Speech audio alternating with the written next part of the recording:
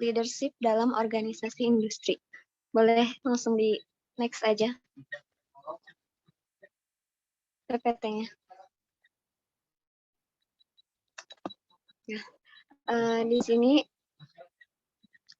memahami teori dan penelitian di balik kepemimpinan sangat penting ya, karena teori yang menyertai eksekutif percaya bahwa kepemimpinan akan secara dominan menentukan bagaimana suatu organisasi memilih atau mengembangkan manajernya. Contohnya, bila percaya bahwa beberapa orang memang dilahirkan untuk menjadi pemimpin ya, dalam surat tadi sudah ada ya kaitannya. Kemudian karena sifat, kebutuhan, atau orientasi mereka, maka para manajer dapat dipilih secara tes. Next. Kemudian selanjutnya ada pemimpin yang tampil dengan baik, memiliki karakteristik antara lain. Yang pertama ada traits. Nah, traits ini suatu meta-analisa menemukan bahwa keahlian manajemen, pengembalian keputusan, dan komunikasi oral memiliki korelasi tinggi dengan efektivitas kepemimpinan. Kemudian yang kedua ada cognitive ability. Nah, cognitive ability ini yaitu kemampuan yang terpenting ketika pemimpin tidak teralihkan dengan situasi pemicu stres dan ketika pemimpin menggunakan gaya memimpin yang lebih direktif gitu. Kemudian yang ketiga ada needs. Di sini manajer berperforma tinggi memiliki pola motivasi memimpin, yaitu kebutuhan tinggi akan kekuasaan dan kebutuhan rendah akan afiliasi. Kemudian yang keempat ada gender. Nah, di sini pria lebih efektif dalam memimpin. Dalam situasi yang secara tradisional termasuk ketentuan maskulin dan dalam situasi di mana mayoritas bawahannya adalah laki-laki. Kemudian yang keenam ada task versus person orientation. Pemimpin person orientatif percaya bahwa pegawai termotivasi secara internal, mencari tanggung jawab, memiliki kontrol diri, dan tidak semestinya bekerja. Next. Dan yang keenam ada successful leader. Nah, terdapat 3 faktor penyebab perilaku memimpin yang buruk. Yang pertama adalah lack of training. Nah, di sini kurangnya pelatihan kepemimpinan yang diberikan oleh supervisor. Yang kedua ada cognitive deficiencies. Di sini pemimpin yang buruk tidak bisa belajar dari pengalaman dan tidak bisa berpikir strategis. Mereka secara konsisten membuat kesalahan yang sama dan tidak merencanakan sesuatu. Dan yang ketiga ada personality. Pemimpin yang buruk kerap gelisah dan memiliki 3 tipe kepribadian. Ada paranoid atau pasif agresif, keinginan tinggi untuk berpindah pekerjaan, dan narsistik. Next, selanjutnya ada interaction between the leader and the situation. Nah, di sini ada 4 poin ya. Yang pertama ada situational favorability, yaitu gaya kepemimpinan seseorang adalah hasil dari pengalaman dan sulit untuk diubah. Yang kedua ada organizational climate, yaitu teori impact meyakini bahwa setiap pemimpin 1 dari 6 gaya. Dan yang ketiga ada subordinate ability. Suatu pengaruh penting bagi keefektifan pemimpin adalah kemampuan dan perilaku, yaitu berinteraksi ya. Dan yang terakhir ada relationship with subordinates, yaitu teori LMX berlandaskan pada hubungan yang dilakukan pemimpin terhadap bawahannya. Next, lanjut. Dan yang selanjutnya ada specific leader skill. Nah, di sini berdasarkan teori kemampuan yang diperlukan seorang pemimpin yang baik diantaranya, yang pertama itu pemimpin harus mempunyai sifat yang mendukung bawahannya, kemudian bertanggung jawab, sudah pasti ya pemimpin harus bertanggung jawab, kemudian membangun atmosfer tim, berkomunikasi secara formal dengan bawahan, kemudian komunikasi yang baik juga ya, pengetahuan, menentukan tujuan, keteguhan memecahkan masalah, pengetahuan interpersonalnya, kemudian integritas, delegasi kehati-hatian, kemudian membuat keputusan. Kemudian selanjutnya ada leadership through decision making. Nah, di sini yaitu pengambilan keputusan adalah perilaku tertentu atau keterampilan yang penting bagi seorang pemimpin, bahwa penelitian menunjukkan hanya dalam situasi tertentu. Keputusan terbaik yang dibuat oleh pemimpin, keputusan yang terbaik dibuat dengan partisipasi bawahan dan rekan-rekannya. Kemudian ada leadership through contact, management by walking. Di sini menyatakan bahwa para pemimpin dan manajer yang paling efektif ketika mereka keluar dari kantor mereka, berjalan-jalan dan bertemu dengan dan berbicara kepada karyawan dan pelanggan tentang kebutuhan dan kemajuan mereka. Kemudian leadership through power. Nah, di sini ada kekuatan penting untuk seorang pemimpin karena akan meningkatkan potensi pemimpin untuk mempengaruhi orang lain. Jadi kalau misalkan pemimpinnya tidak bersemangat gitu kan ya, apakah bawahannya juga akan bersemangat gitu. Jadi itu juga namanya itu tergantung kepada pemimpinnya gitu. Kemudian ada leadership through vision, transformational leadership. Yang pertama ada mengembangkan visi yang jelas dan menarik. Yang kedua ada mengembangkan strategi untuk mencapai visi. Yang ketiga ada mengartikulasikan dan mempromosikan visi. Terus selanjutnya ada bertindak percaya diri dan optimis. Terus kepercayaan dari pengikut. Kemudian menggunakan keberhasilan awal yang kecil untuk membangun kepercayaan. Kemudian merayakan keberhasilan. Terus yang terakhir ada menggunakan dramatis, tindakan simbolis untuk menekankan nilai kunci. Dan menurut contohnya membuat memodifikasi atau menghilangkan bentuk-bentuk budaya seperti simbol, slogan, dan upacara, dan yang lainnya. Kemudian ada leadership through persuasion. Di sini yang pertama ada keahlian. Nah, seorang pemimpin yang baik memiliki atau dianggap memiliki keahlian tentang topik akan lebih persuasif dari seseorang pemimpin yang tidak. Dan kemudian yang kedua ada kepercayaan. Nah, untuk meningkatkan kepercayaan, seorang pemimpin dapat melakukan beberapa hal. Pemimpin sekali bisa membantah terhadap resiko apa yang tampaknya menjadi sendiri kepentingannya. Kemudian selanjutnya ada culture difference in leadership project global. Nah, di sini bertujuan untuk mengetahui dan mempelajari perbedaan budaya dalam kepemimpinan. Proyek tersebut bernama Global Leadership and Organizational Behavior Effectiveness yang memiliki dua tujuan. Yang pertama itu mengetahui perbedaan dan persamaan dalam budaya. Dan yang kedua, yang terakhir, menentukan apa penyebab dari perbedaan tersebut.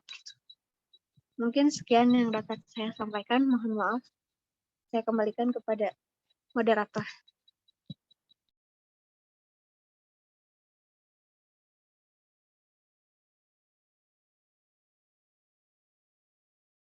Ada Saudari Siti Latifah yang telah menyampaikan materinya.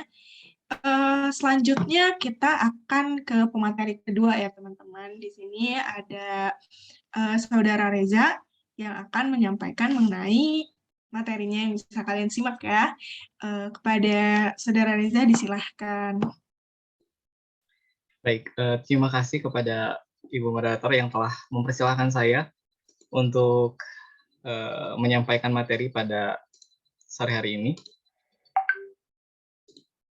Baik, teman-teman, di sini saya akan membahas mengenai model kepemimpinan, metode, dan aplikasi.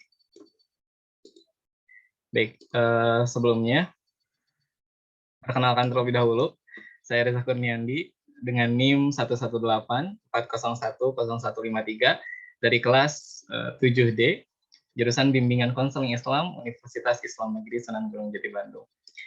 Baik, selanjutnya di sini sesuai dengan apa yang sudah saya baca dari artikel yang sudah dibagikan. Di sini materi yang pertama yang akan dibahas yaitu penelitian yang berpusat pada pengikut. Ada banyak tulisan tentang topik pengikut selama beberapa tahun terakhir, dengan penulis mengambil posisi bahwa pengikut adalah penting dalam hal bagaimana kepemimpinan harus dikonseptualisasikan dan diukur, bersama dengan bagaimana hal itu pada akhirnya berdampak pada cara berpikir, motivasi, perilaku, dan kinerja pengikut dan pemimpin. Baik teman-teman semuanya, ketika kita ada dalam sebuah organisasi atau dalam sebuah kepemimpinan, tentunya hal yang sangat penting di sini yang diberi tanda kutip itu pengikut adalah penting atau anggota adalah penting. Iya, mengapa anggota disebut penting? Karena sejatinya ketika kita ada dalam suatu organisasi atau ada dalam suatu kepemimpinan, tentunya kita memerlukan yang namanya anggota. Jika kita tidak mempunyai anggota, jika suatu organisasi atau kepemimpinan tidak mempunyai anggota, maka kepemimpinan atau organisasi tersebut ya cacat. Maksudnya mereka tidak mempunyai keanggotaannya seperti itu. Nah, makanya di sini yang ditekankan pada penelitian yang berpusat pada pengikut ini adalah bagaimana seorang pemimpin atau kepemimpinan dalam suatu organisasi itu mempunyai pengikut atau anggota. Maka di sini di tanda kutip yaitu pengikut itu pentingnya. Nah, di sini kenapa pengikut itu penting? Di sini juga kan dalam hal bagaimana kepemimpinan harus dikonseptualisasikan dan diukur. Ya tentunya ketika ada pemimpin dan punya anggotanya, kita bisa mengkonseptualisasikan, kita bisa mengkonsep bagaimana kepemimpinan akan kita bawa. Konsep seperti apa, konsep kepemimpinan seperti apa yang nantinya akan kita jalani. Dan pada akhirnya akan berdampak pada cara berpikir kita untuk menjalankan organisasi, terus motivasi kita untuk terus menjalankan organisasi, perilaku kita dalam berorganisasi, dan bagaimana kinerja kita dalam melaksanakan organisasi atau menjalankan suatu organisasi atau kepemimpinan. Nah, maka dari itu, saya tekankan kembali bahwa pengikut atau keanggotaan itu sangat penting. Baik, selanjutnya, di sini ada perkembangan kepemimpinan negara. Nah, sesuai dengan apa yang sudah saya baca di artikel yang sudah dibagikan bahwa pada tahun 2009 sekitar 24% dari 50 miliar dolar yang dikeluarkan organisasi untuk pembelajaran dan pengembangan organisasi ditargetkan secara khusus pada pengembangan kepemimpinan. Namun, salah satu pertanyaan paling umum yang masih ditanyakan pada para peneliti dan praktisi kepemimpinan adalah apakah kepemimpinan itu dilahirkan atau dibuat? Nah, ini juga pasti teman-teman banyak berspekulasi atau banyak mempunyai pandangan sebenarnya kepemimpinan itu diciptakan, dilahirkan atau dibuat seperti itu. Mungkin teman-teman juga sudah pernah mengkajinya ya teman-teman bahwa kepemimpinan itu dibuat atau dilahirkan. Nah, itu memang semua orang punya opini masing-masing. Nah, di sini sesuai dengan apa yang sudah dibagikan, sesuai dengan artikel yang sudah saya baca juga, di sini penelitian terbaru berangkat untuk memeriksa apakah pemimpin dilahirkan atau dibuat. Nah, di sini menyimpulkan bahwa kepemimpinan rata-rata 30% diwariskan dan 70% dikembangkan atau berdasarkan pengalaman. Ya, jadi teman-teman di sini sesuai data, sesuai apa yang sudah disampaikan seperti itu teman-teman, bahwa di sini ternyata pada tahun 2009 ini ada data bahwa kepemimpinan rata-rata 30% itu diwariskan. Contohnya seperti ketika ada suatu organisasi atau suatu perusahaan industri seperti itu teman-teman, lalu ayahnya adalah seorang pimpinan dari organisasi atau industri tersebut, maka bisa jadi kepemimpinan ayahnya itu ketika ayahnya sudah tidak ada atau ayahnya sudah sepuh, mungkin kepemimpinan tersebut dapat diwariskan kepada anaknya dan terus menerus hingga sampai kapanpun itu. Lalu 70% kan tadi dari 30%-nya itu diwariskan dan 70% dikembangkan atau berdasarkan pengalaman. Nah, ini juga kan dari awal juga sudah disampaikan bahwa sekitar 24% dari 50 miliar dolar dikeluarkan organisasi untuk pembelajaran dan pengembangan organisasi. Ya tentunya teman-teman juga kan sudah tahu mungkin dari zaman SMA atau dari zaman SMP, ada yang disebut dengan latihan dasar kepemimpinan, atau mungkin sekarang di perkuliahan banyak yang mengatakan ada latihan dasar kepemimpinan yang lain seperti itu. Nah, itu adalah salah satu bentuk bagaimana pemimpin itu dibuat atau dibentuk seperti itu, teman-teman. Jadi itulah perkembangan kepemimpinan.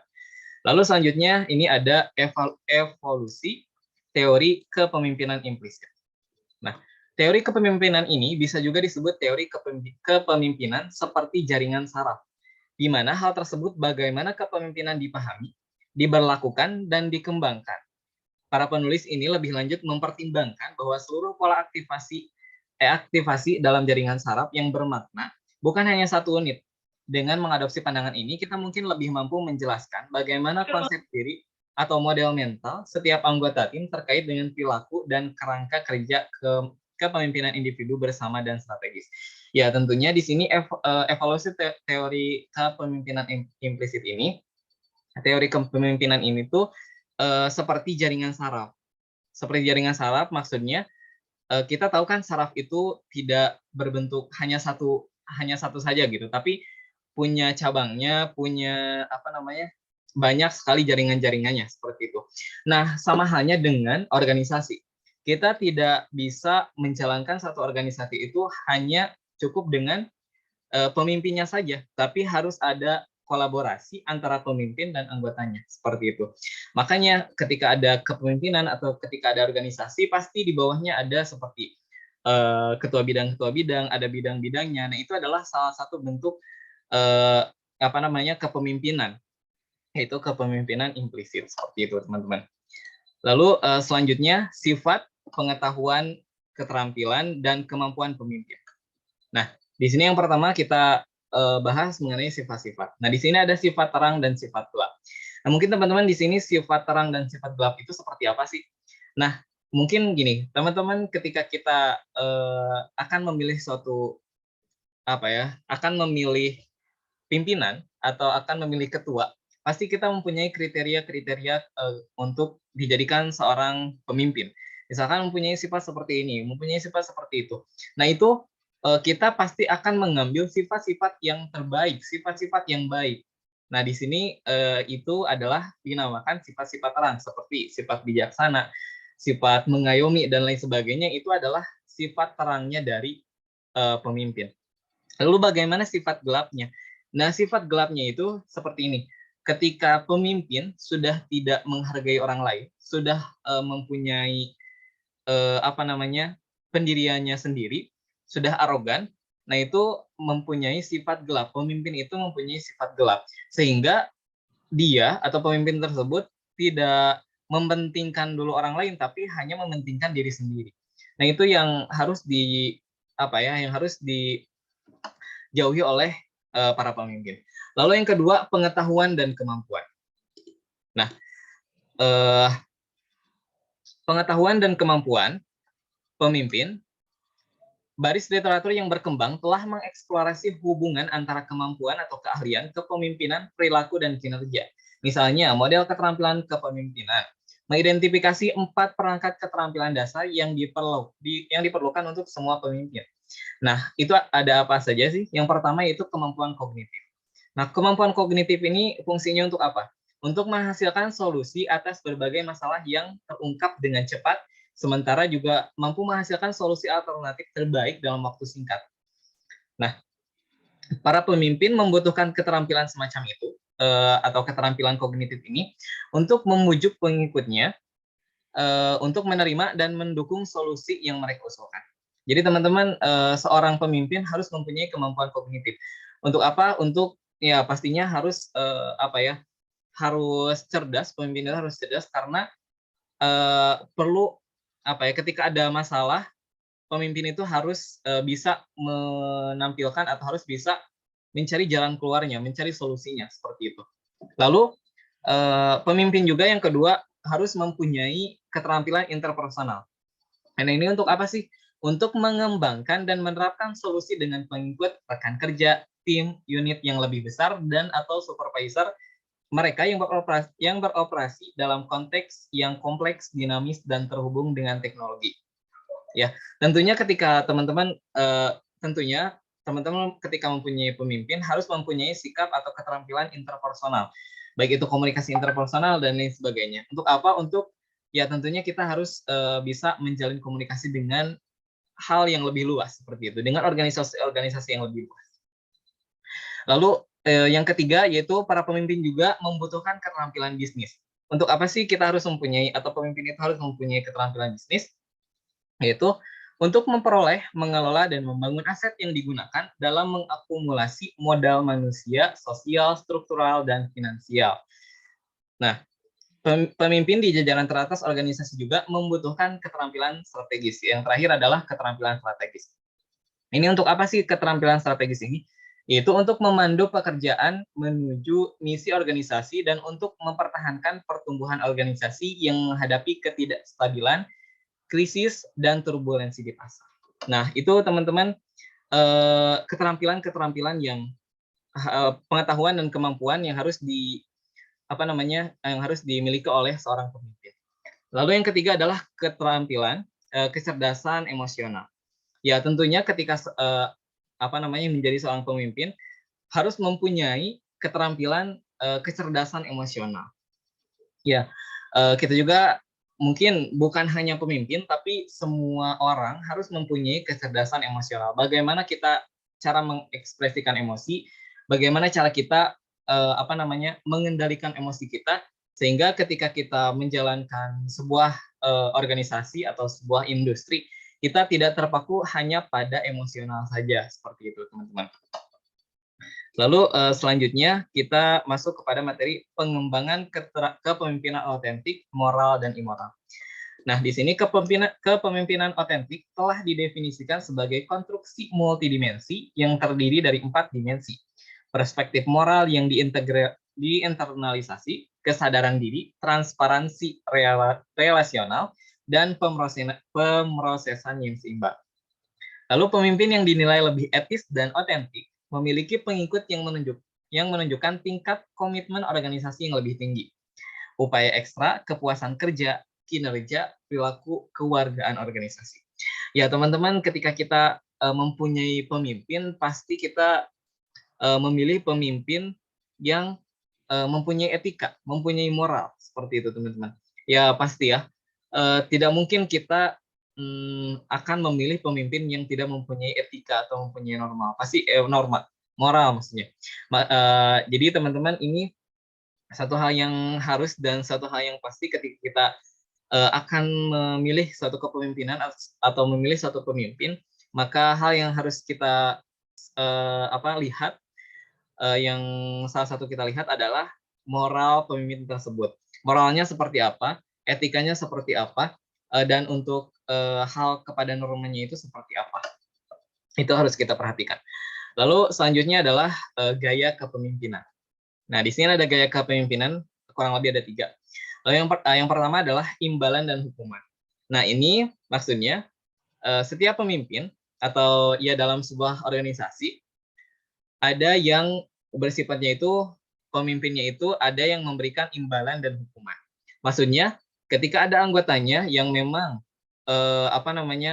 menjalankan organisasi dengan sebaik mungkin, bahkan mencapai target apa yang sudah ditargetkan seperti itu, maka pemimpin tersebut akan memberikan imbalan kepadanya atau reward kepadanya. Lalu yang kedua itu ada hukuman. Jadi ketika pemimpin tersebut mempunyai anggotanya yang mungkin di dalam organisasinya tidak menjalankan organisasi dengan sebaik mungkin dan malah organisasi itu mendapatkan masalah. Nah, itu bisa jadi kepemimpinan ini atau pemimpin ini menjatuhkan hukuman kepada orang tersebut atau kepada anggota tersebut. Lalu yang kedua adalah kontingensi Fiedler. Nah, ini berfokus pada pemberian tugas kepada pengikut atau kepada anggota. Ya, teman-teman, ini gaya kepemimpinan yang kedua ini adalah bagaimana seorang pemimpin ketika menjalankan kepemimpinannya memberikan tugas-tugas kepada para anggotanya. Tentunya memberikan tugasnya itu sesuai dengan apa yang menjadi keahlian dari anggota-anggota tersebut. Misalkan pemimpin tersebut memberikan tugas kepada bidang, misalkan bidang sumber daya organisasi misalkan. Nah, memang tugas-tugas tersebut yang sejalan dengan bidangnya tersebut seperti itu. Lalu yang ketiga, nah ini ada pertukaran pemimpin dan anggota. Ya tentunya ini juga teman-teman kita biasa kita lakukan gitu ya, pertukaran pemimpin anggota ini.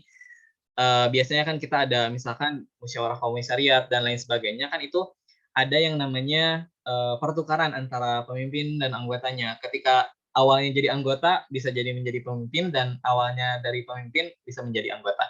Nah itu gaya-gaya kepemimpinan. Nah selanjutnya ini ada kepemimpinan timbal balik dan bersama. Host dan Aditya berkomentar, ada beberapa spekulasi dan beberapa bukti awal untuk menunjukkan bahwa konsentrasi kepemimpinan dalam satu rantai komando mungkin kurang optimal daripada tanggung jawab kepemimpinan bersama di antara 2 atau lebih individu dalam lingkungan tugas tertentu.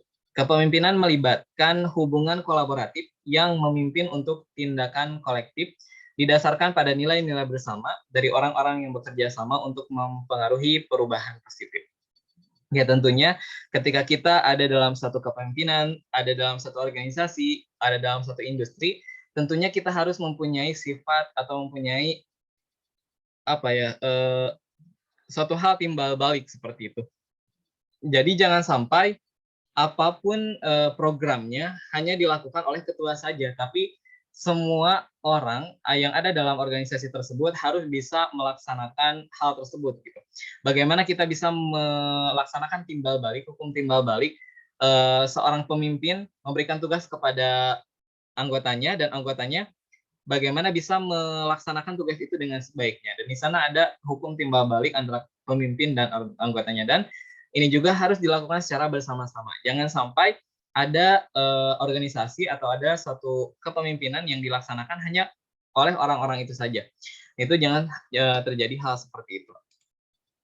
Nah, selanjutnya teman-teman di sini ada kepemimpinan strategis. Nah, kepemimpinan strategis itu seperti apa sih?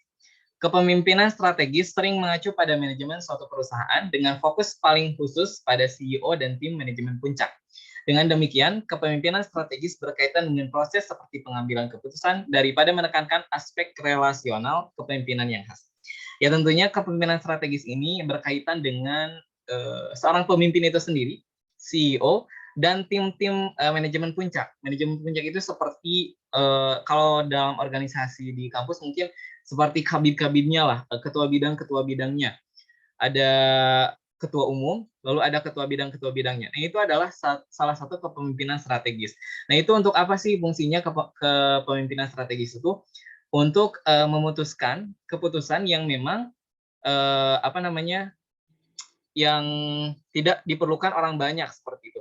Karena kalau misalkan di keputusan itu diambil dari orang-orang banyak atau semua anggotanya, memerlukan waktu yang sangat lama. Tapi karena untuk mengefisienkan dan mengefektifkan baik itu waktu dan lain sebagainya, maka adanya kepemimpinan strategis ini untuk memutuskan keputusan atau pengambilan keputusan yang hanya diambil atau hanya diputuskan oleh anggota strategis atau tim manajemen puncak dan pemimpin itu sendiri. Nah, baik, ini terakhir teman-teman. Nah, sebenarnya ini saya ingin tanyakan kepada teman-teman, tapi karena waktu juga kita terbatas gitu ya. Jadi ini mungkin pertanyaan ini bisa teman-teman jawab gitu di dalam hati teman-teman sendiri. Apa pendapatmu tentang perbedaan gender dan perbedaan budaya dalam kepemimpinan? Nah, mungkin teman-teman ini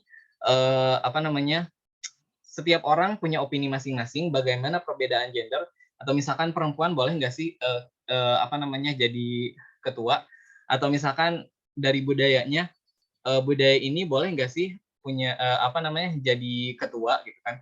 Nah, ini bisa jadi semua orang punya opini masing-masing. Tapi ini dari kelompok kami menegaskan bahwa tentunya perbedaan gender gitu ya, memang satu hal yang sangat sampai sekarang gitu muncul spekulasi mengenai apakah perempuan bisa jadi pemimpin ataukah hanya laki-laki saja yang jadi pemimpin. Nah, itu teman-teman teman-teman juga punya persepsi masing-masing, teman-teman juga punya pemikiran masing-masing. Nah, ini teman-teman bisa jawab dalam diri masing-masing. Lalu perbedaan budaya, bagaimana sih budaya yang lain jadi dijadikan pemimpin, sehingga di dalam organisasi itu adanya perbedaan budaya. Ini itu apakah boleh atau tidak? Nah, ini teman-teman boleh nanti ketika sesi tanya jawab, kita sharing dan lain sebagainya, nanti kita bisa diskusikan. Nah, mungkin itu teman-teman sedikit materi yang dapat saya sampaikan mengenai model kepemimpinan. Semoga teman-teman kurang puas dalam apa yang sudah saya sampaikan dan bisa lebih mendalami lagi mengenai model kepemimpinan, karena sejatinya model kepemimpinan itu tidak hanya satu gitu teman-teman, banyak sekali model kepemimpinan, dan bahkan tadi apa yang sudah saya sampaikan mungkin kurang seperti itu teman-teman, dan teman-teman juga banyak yang lebih tahu daripada saya.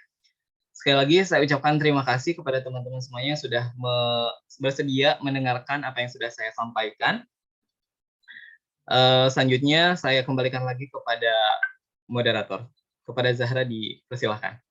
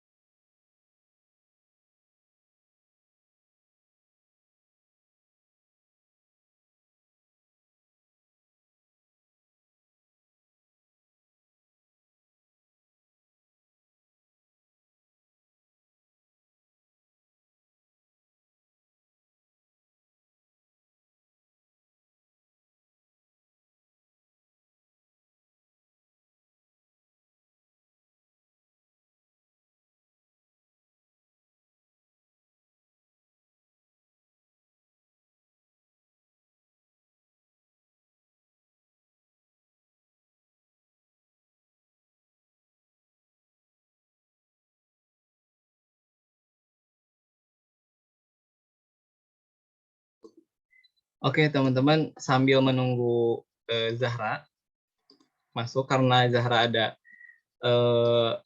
mungkin kesalahan jaringan ya teman-teman, ada sedikit problem di jaringannya. Nah, ini teman-teman mungkin kita bahas dulu ya. Gimana sih pendapat teman-teman tentang perbedaan gender dan perbedaan budaya dalam kepemimpinan atau dalam suatu organisasi? Silakan teman-teman, jika ada yang ingin berpendapat boleh dihidupkan mikrofonnya. Silakan teman-teman.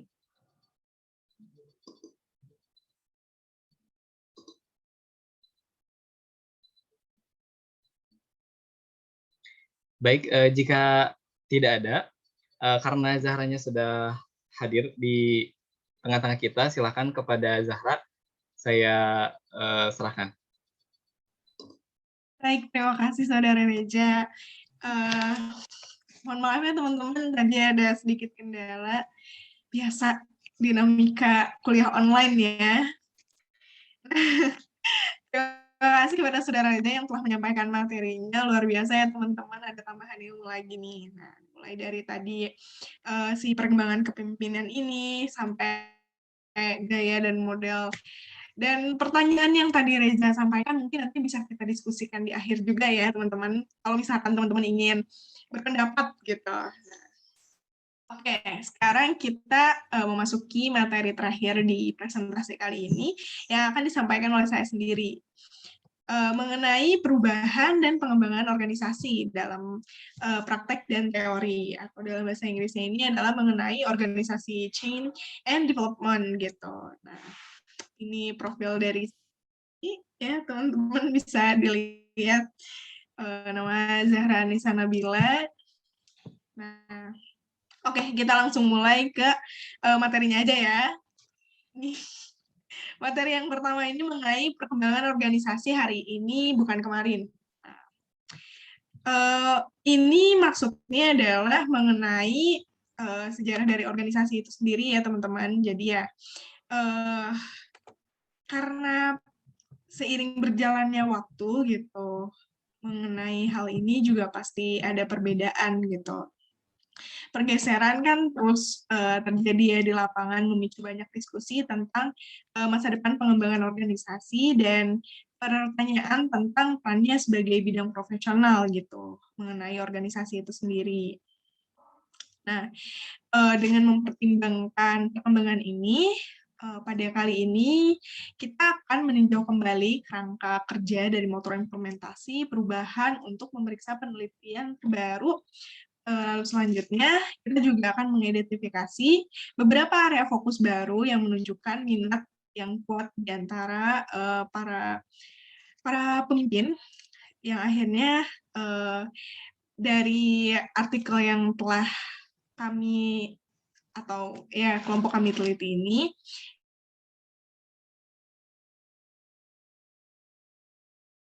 kita akan belajar, maaf ya, aduh ya ampun, terlalu mendalami teman-teman. Nah, kita akan sama-sama membahas mengenai perkembangan itu udah ya, ya ampun, astagfirullah, mengenai pengetahuan konseptual pengembangan organisasi.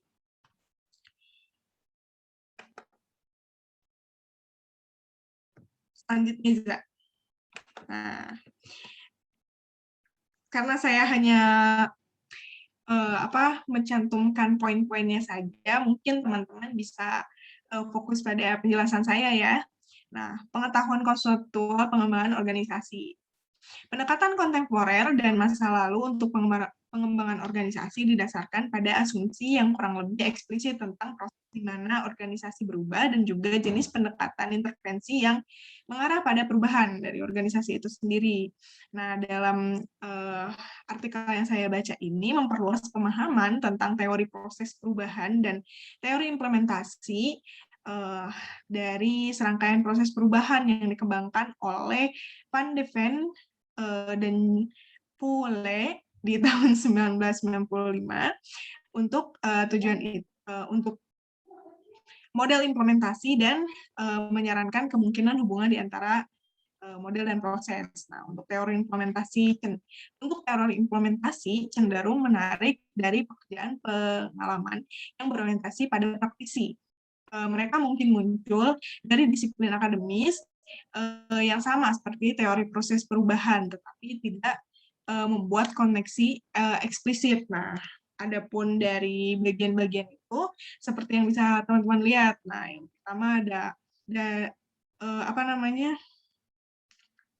maaf, agak susah ya bacanya, mengenai teologik motor, yang bagian-bagiannya bisa kalian teman-teman lihat, ada strategic change, cognitive framing theories, theories of innovation. Nah, kenapa saya nggak jelaskan ini secara lebih lanjut ya teman-teman, karena ini soal teori gitu. Nah, bisa teman-teman nanti baca di artikel yang sudah dibagikan gitu dalam bahasa Inggris. Mungkin saya juga nanti akan membagikannya dalam bahasa Indonesianya ya. Jadi biar teman-teman juga bisa menggali lebih lanjut. Selanjutnya ada mengenai life cycle motor.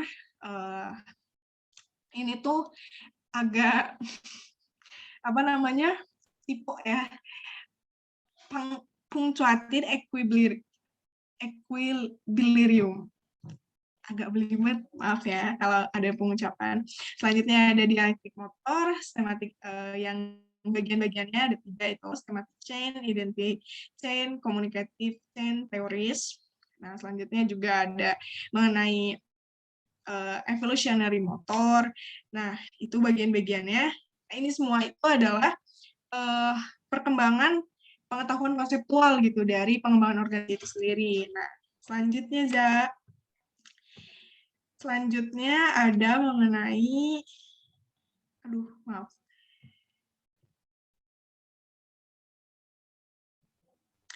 ini masih semangat kan ya teman-teman ya, meskipun pembahasannya agak lebih serius gitu. Mengenai sampel intervensi kontemporer.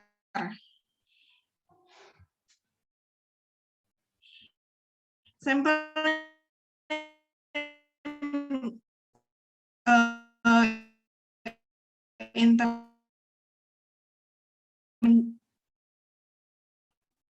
untuk mencari intervensi perkembangan organisasi kontemporer ini intervensi pengembangan organisasi yang menonjol gitu dari 15 sampai 20 tahun yang lalu. Nah,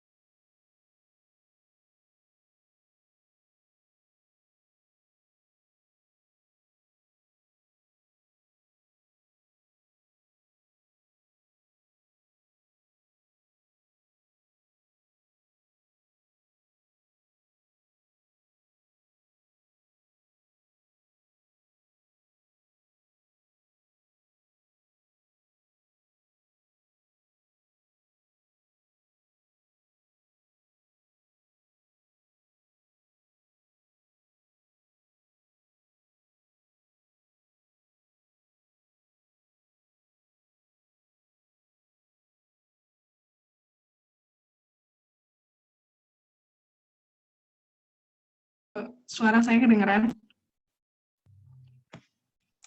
Maaf ya. Maaf ya, sinyalnya kurang mendukung, tapi semoga bisa tersampaikan ya materinya. Tadi sampai di sampel intervensi kontemporer ya. Nah, oke, kita singkat. Karena, aduh ya ampun, tadi saya nggak sadar ternyata udah keluar dari Zoom-nya.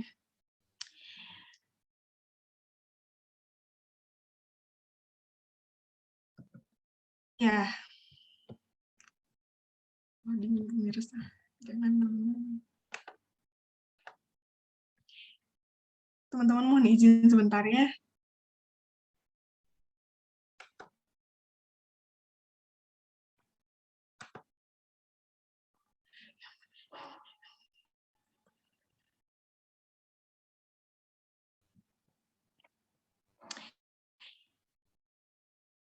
Oke, dilanjutkan ya. Maaf, banyak sekali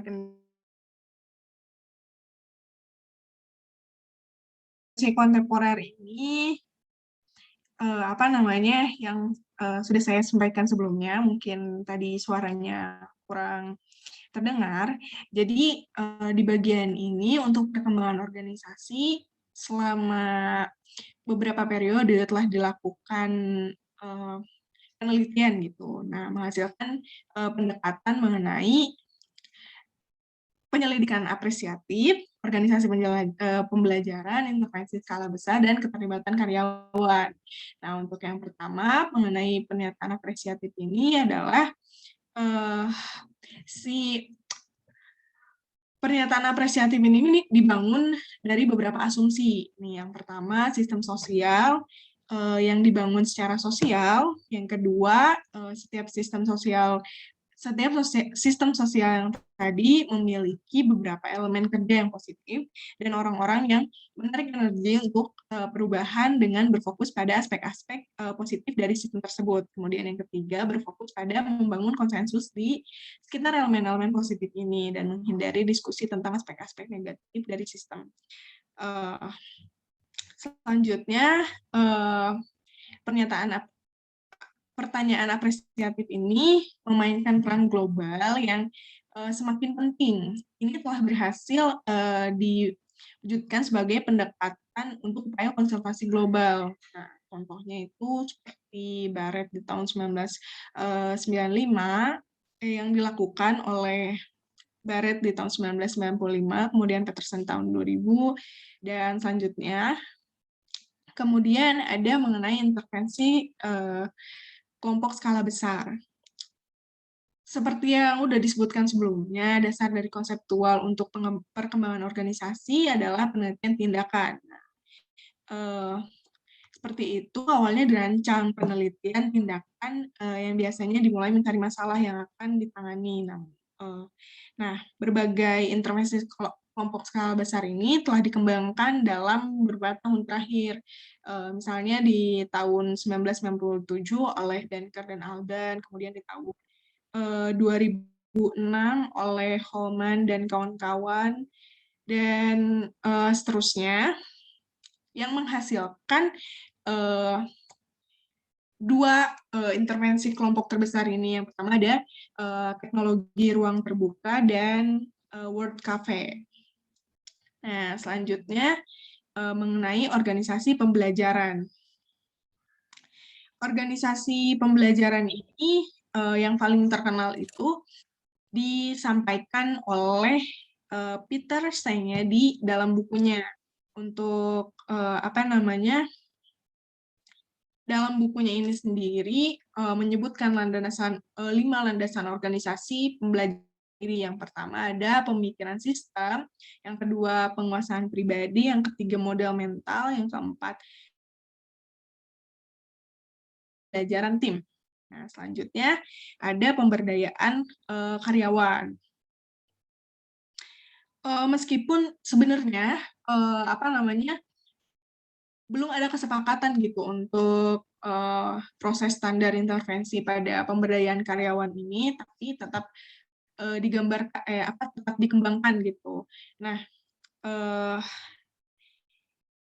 salah satu contoh pemberdayaan dari intervensi dari pemberdayaan karyawan ini adalah dikembangkan oleh Ehin tahun 1995, menggambarkan pemberdayaan sebagai kerangka acuan yang membangun nilai-nilai yang mendalam, kuat, dan intim tentang orang lain, seperti kepercayaan, kepedulian, cinta, martabat, dan kebutuhan untuk pertumbuhan.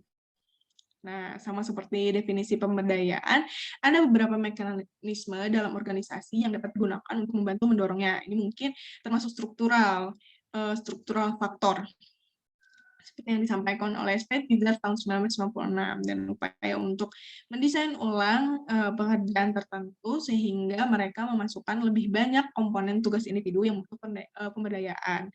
Nah, dalam beberapa tahun terakhir ini telah ada pengakuan akan peran penting media sosial dalam melibatkan dan pemberdayaan karyawan ini. Ini disampaikan tahun 2010. Selanjutnya diskusi kontemporer tentang pemberdayaan ini tuh terkadang menggunakan bahasa keterlibatan, merujuk setidaknya sebagian untuk memastikan bahwa suara karyawan diperhitungkan dalam percakapan atasan mereka. Nah, selanjutnya kita akan memasuki teori implementasi. Nah, membahas teori implementasi ini membahas bagaimana tindakan udah dilanjut keren belum? Tindakan menghasilkan perubahan dan tindakan apa yang diambil akan memandu perubahan gitu. Sama ya, maaf. Nah, untuk Forrest dan Robertson membedakan jenis implementasi berdasarkan apakah mereka berfokus pada strategi prosedur atau teknik intervensi, mirip dengan pendekatan yang diambil oleh Van de Ven dan Pule yang tadi disampaikan di awal ya, yang mengenai fokus 4 motor itu. Nah, fokus 4 motor itu apa aja sih? Yang pertama ada partisipasi, refleksi diri, penelitian tindakan, dan narasi. Nah, partisipasi yang pertama ini ada partisipasi. Partisipasi ini bentuknya itu adalah pengambilan keputusan, penekanan ulang dari perkembangan organisasi itu sendiri. Nah, kemudian ada refleksi diri, yang artinya tuh maksudnya adalah meningkatkan minat dalam perubahan skala besar di organisasi disertai dengan minat yang sama dalam kepemimpinan transformasi organisasi, dan dengan demikian dalam pengembangan pemimpin yang dapat memadukan pengalaman lebih lama atau langgeng. Selanjutnya ada mengenai penelitian tindakan. Nah, penelitian tindakan ini terdiri dari seperangkat teori perubahan yang bekerja untuk memecahkan masalah yang nyata sambil berkontribusi pada teori apa aja tuh dari tindakan seperangkat teorinya tuh. Yang pertama ada penelitian tindakan partisipatif, ada ilmu aksi, pembelajaran aksi. Nah, yang terakhir adalah mengenai intervensi narasi atau retorika. Intervensi naratif menyoroti peran yang dapat dimainkan oleh retorika dan tulisan dalam menghasilkan perubahan organisasi. Dan mungkin merupakan jenis metode intervensi yang dominan saat ini digunakan. Nah, belum terakhir. Selanjutnya ada hubungan teori implementasi proses perubahan. Nah, teman-teman di situ bisa lihat ada bagian ya mengenai model implementasinya, dan yang tadi 4 bagian itu, yang partisipasi, refleksi, penelitian tindakan, dan juga cerita atau narasi. Nah, di sebagian sebelah kirinya ini adalah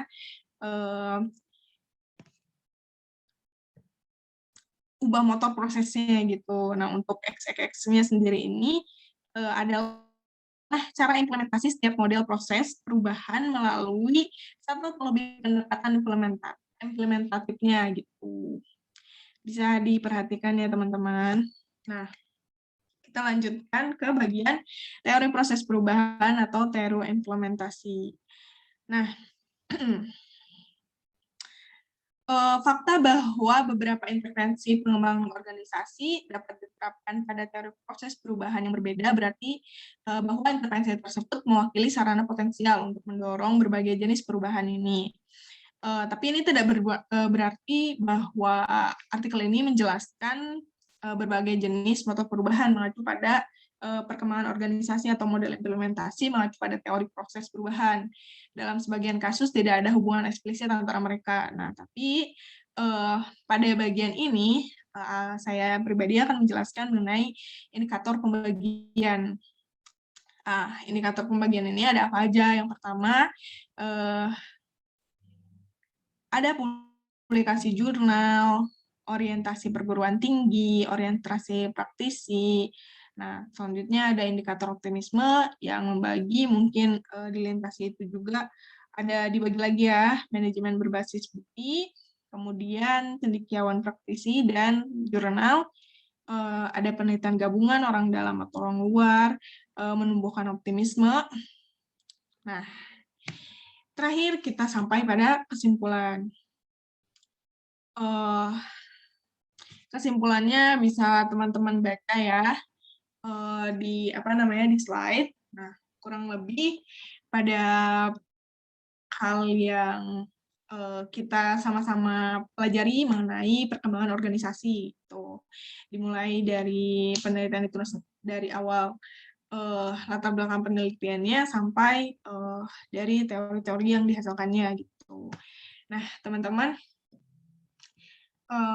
mungkin sekian materi yang dapat saya sampaikan. Mohon maaf banyak sekali kekurangan dari apa yang saya sampaikan. Semoga sama seperti yang Reja sampaikan, teman-teman nggak puas, jadi bisa bertanya lebih banyak lagi dan juga mencari gitu lebih banyak lagi mengenai teori ini.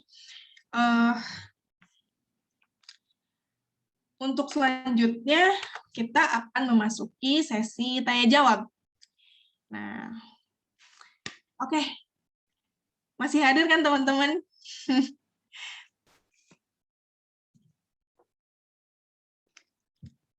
Hadir. Kira saya ditinggal gitu ya. Agak sepi ini roomnya. Ada Reza kok. Oke, teman-teman, silakan ingin bertanya mengenai materi yang telah kami sampaikan dari awal hingga akhir. Boleh langsung jika ingin bertanya dibuka gitu mic-nya. Izin Bu Moderator. Silakan. Oke, terima kasih. Sebelumnya saya apresiasi kepada kelompok 5 yang telah menyampaikan materi yang sangat luar biasa mengenai leadership atau kepemimpinan. Ini materi yang sangat luar biasa kepakai bagi kita sebagai seorang pemimpin nanti. Pertanyaannya cukup singkat sih, Bu Moderator, mengenai leadership atau gaya kepemimpinan. Ini lebih menjurusnya kepada seorang pemimpin. Nah, bagaimana cara membedakan leader atau seorang pemimpin dalam dunia industri dan juga leader atau pemimpin dalam suatu organisasi? dengan pandangan masyarakat mungkin itu sangat berbeda gitu, dalam artian pemimpin dan juga bos gitu. Karena masyarakat berpikirnya bahwa leader dalam organisasi industri itu adalah seorang bos, dan seorang bos itu menekan kepada anggota ataupun karyawan untuk mencapai target yang sudah dibuat oleh perusahaan atau industri tersebut. Terima kasih Bu Moderator.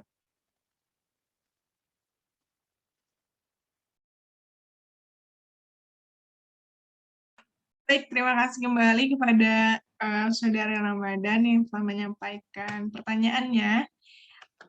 Selagi kelompok kami mendiskusikan mengenai pertanyaan dari Saudara Ramadan, mungkin teman-teman yang lain ada yang ingin bertanya juga. Silahkan. Izin bertanya. Baik, silahkan. Izin bertanya mengenai kepemimpinan ya. Bagaimana jika ada seorang pemimpin itu yang mempunyai sikap terlalu perfeksionis gitu, sehingga dia tuh selalu tidak yang telah dibuat oleh bawahan-bawahannya itu, anggota-anggotanya itu nggak puas. Jadi dia tuh karena selalu tidak puas, jadi dia tuh lebih baik ya udah apa-apa tuh dikerjain sendiri gitu. Nah, gimana cara menyikapi pemimpin yang seperti itu gitu, menyikapi atau menasihatinya? Terima kasih. Baik, terima kasih pada Saudari Resti yang telah menyampaikan pertanyaannya. Untuk sesi kali ini kita batasi dulu ya, 2 orang penanya, selagi kami juga dari kelompok 5 mendiskusikan pertanyaan dari teman-teman sekalian ya.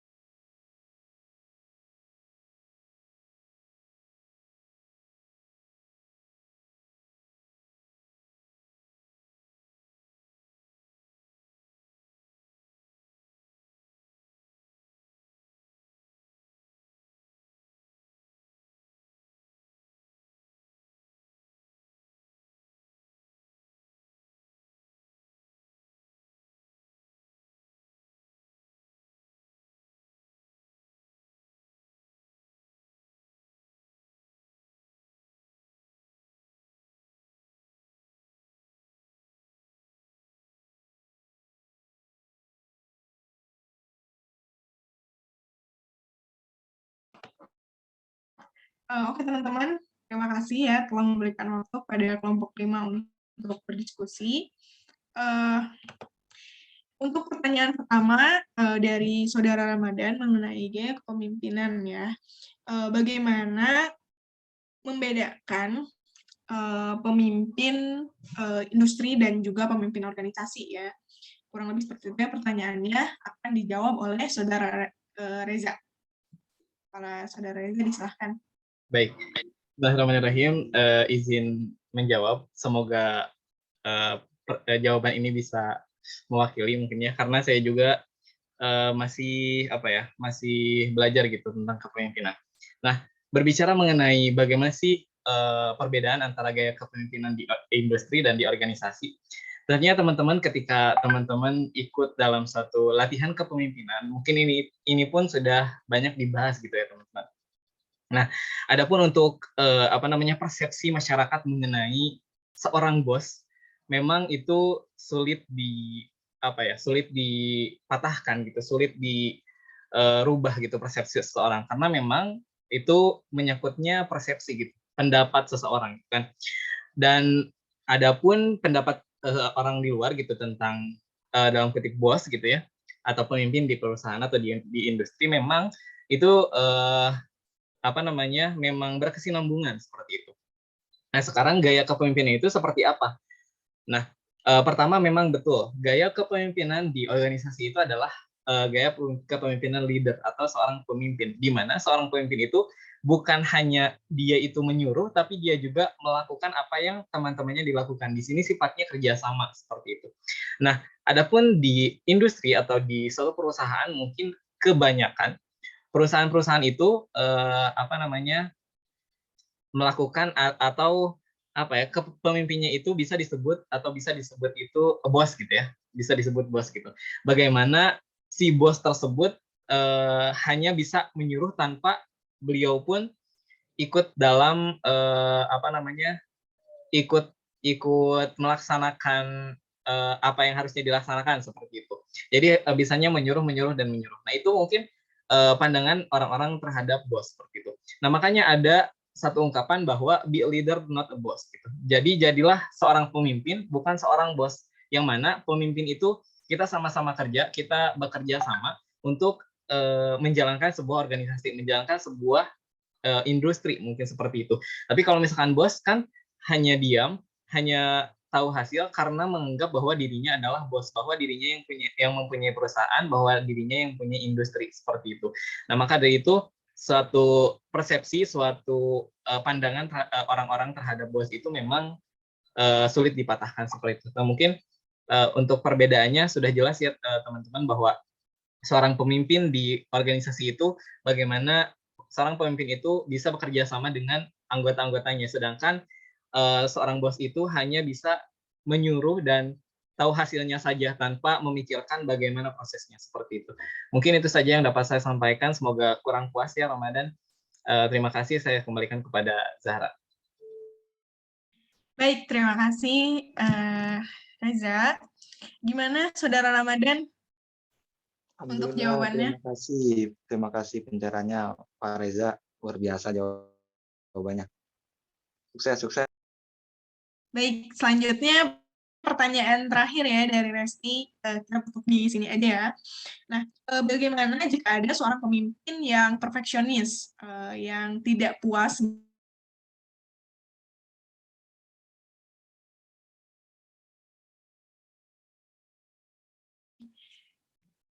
lebih senang untuk mengerjakan pekerjaannya sendiri gitu, karena tidak puas dengan pekerjaan rekan timnya gitu. Nah, pertanyaan ini akan dijawab oleh Saudara Reza lagi ya. Saudara Reza disilahkan. Ya, sebelumnya mohon maaf karena Siti Latifah ada kendala ya. Jadi insya Allah saya akan mencoba menjawabnya.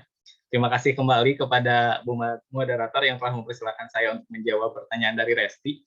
Ini sama dengan pengalaman yang saya dapatkan gitu ya, tentang pemimpin yang perfeksionis seperti itu. Nah, mungkin ini lebih kepada bagaimana sih awalnya dia membangun sebuah organisasi seperti itu. Pasti dalam sebuah organisasi awalnya ada yang disebut dengan open recruitment gitu kan. Open recruitment anggota-anggotanya, keanggotaan baik itu untuk di divisi apa itu pasti ada open recruitment. Nah, pasti di dalam open recruitment itu ada kriteria-kriteria yang harus dimiliki oleh seorang yang akan melamar, yang akan menjadi bagian dari organisasi tersebut. Dan tentunya seseorang yang akan mendaftar tersebut pasti sudah mempunyai keahlian, pasti sudah mempunyai kemampuan untuk bisa mendapatkan posisi yang mereka inginkan. Misalkan di divisi apa gitu kan. Nah, tentunya di sini seorang pemimpin tentunya harus bisa menempatkan hal tersebut.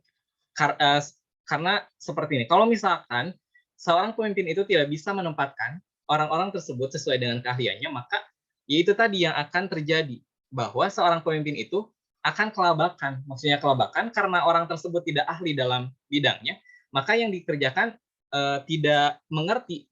Maka yang mengerjakannya itu adalah pemimpin lagi, yang pimpinan lagi. Nah, itu yang menjadi salahnya. Lalu yang menjadi poin kesalahannya juga adalah adanya sikap atau ada kurangnya sikap saling percaya. Maksudnya sikap saling percayanya seperti ini. Karena kita sudah mempercayakan dia masuk dalam suatu organisasi dan masuk ke dalam divisi tersebut, kita sudah tahu bahwa dia berpotensi nih di divisi ini. Berarti itu sudah mempercayakan dia kepada organisasi, kepada divisi tersebut. Maka segala apapun resikonya kita harus menerimanya. Itu harus diterima oleh seorang pemimpin. Ketika pemimpin tersebut sudah menempatkan posisinya, menempatkan posisi orang tersebut di divisi apa, maka pemimpin tersebut harus menerima resikonya. Kalau misalkan baik, ya alhamdulillah. Kalau buruk, ya itu harus kembali lagi kepada open recruitment tadi. Nah, sekarang bagaimana secara menyikapi pemimpin yang terlalu perfeksionis seperti itu. Nah, itu bisa kan kalau misalkan di sebuah organisasi itu ada yang namanya dengan rapat tahunan atau rapat bulanan dan lain sebagainya. Nah, itu bisa menjadi bahan evaluasi. Bagaimana bahan evaluasi itu kita jadikan sebagai acuan bagaimana nanti ke depannya kita bisa tahu apa yang si pemimpin itu inginkan gitu. Jangan sampai seorang pemimpin itu inginnya seperti ini, tapi anggotanya atau divisi-divisinya tidak tahu apa yang diketahui oleh pemimpinnya. Maka dari itu kita sebagai divisi, misalnya sebagai anggota-anggotanya harus mencari tahu dulu apa sih yang diinginkan oleh seseorang pemimpin ini, seorang yang perfeksionis ini, seperti apa sih yang diinginkan. Maka dari itu tidak akan adanya miskomunikasi, tidak akan adanya hal yang menyebabkan bahwa pemimpin akan melakukan pekerjaan dari anggotanya seperti itu. Mungkin itu sih kesalahan-kesalahan yang mungkin dianggap sepele seperti sikap saling mengandalkan, dan di open recruitment itu harus senantiasa kita seleksi benar-benar gitu, sehingga nanti ketika menjalankan organisasi kita juga tahu gitu potensi, keahlian, bakat dari masing-masing anggota. Mungkin itu saja yang dapat saya sampaikan. Terima kasih atas waktunya dan semoga Resti tidak puas ya atas jawaban yang saya sampaikan. Saya kembalikan kepada moderator.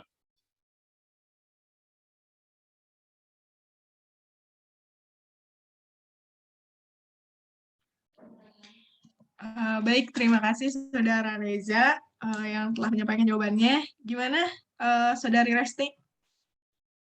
Alhamdulillah ya, jawabannya cukup jelas dan juga mudah dipahami gitu dan tergambarkan. Terima kasih Saudara Reza dan Ibu Moderator. Baik, terima kasih kembali Resti. Nah teman-teman, alhamdulillahirrahmanirrahim, kita telah sampai di penghujung dari presentasi ini. Mari kita sama-sama tutup presentasi kali ini dengan bacaan alhamdulillahirrahmanirrahim. Agak aneh ya, tadi kita nggak bismillah, nggak apa-apa. Nah,